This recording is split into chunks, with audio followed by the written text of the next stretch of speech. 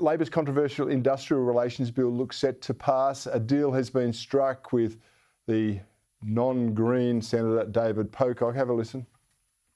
It's now a very different bill to what was introduced a month ago. It's been a rushed process. My team and I have used that time to engage in the committee process, to consult widely and to really push the government in negotiations to as far as they would go and then a little bit further. And for the small business employers, they're going to feel the brunt of this bill, many of whom are already struggling to make ends meet.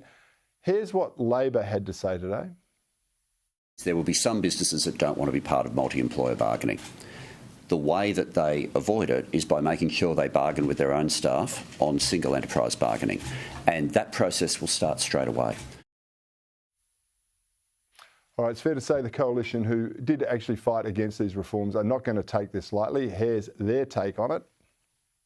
Look, I'm disappointed on behalf of the employers of this country. I'm disappointed on behalf of employees of this country. It is going to be a really rough Christmas for so many employers out there.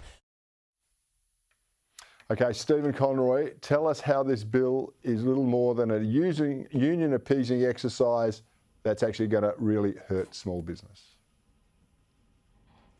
Well, this is a bill that will deliver on Labor's commitment to see real wages start to increase.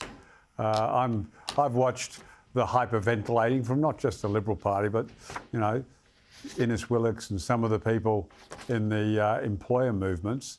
And frankly, they just want the status quo, which is 10 years of falling real wages.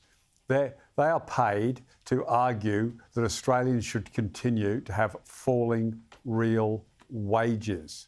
Right. And this bill will actually see real wages start to potentially go up because the trade union movement has got a little bit more of the balance on their side in the discussions. I mean, what we've had for 10 years under the coalition was no real wage increases, zero, none, because the system was too biased in favour of the employers.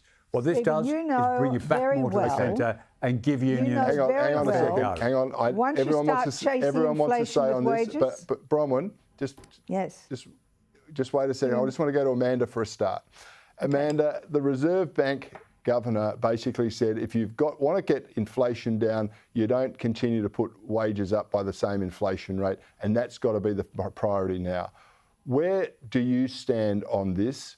What should be our priority about lifting people's wages, keeping inflation high, which is the product of it according to the Reserve Bank Governor, or attacking inflation and trying to get price rises under control?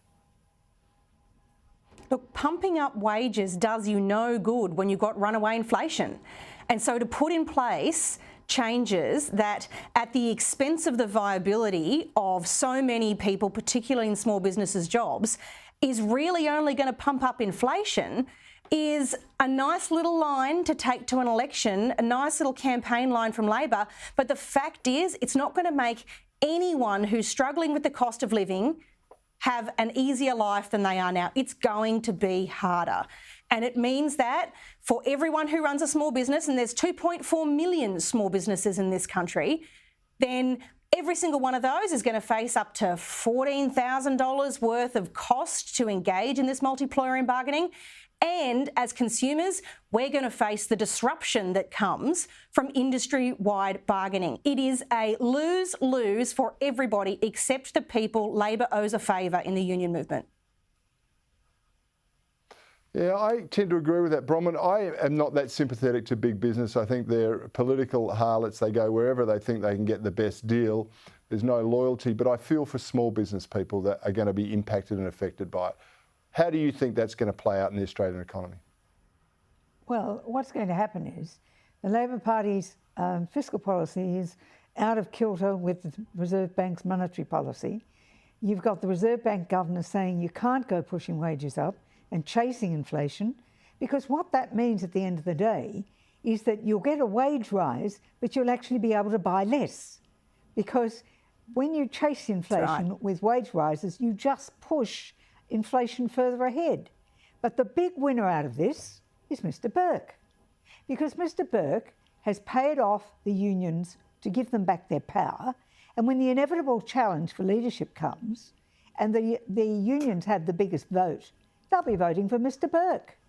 And so he's already struck his beachhead for his tilt at the leadership when they finally realise that Mr Albanese has remained the Trotskyist socialist he always was. Leopards don't change their spots.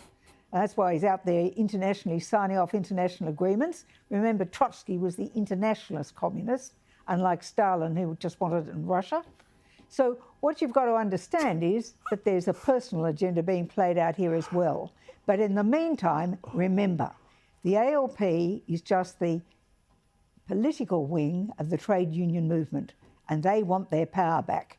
So Mr Burke will be the Minister for Strike. Oh, I can hear some harumping by Stephen. Stephen, I've got to take a break, but give us 20 seconds of a response to Bronwyn.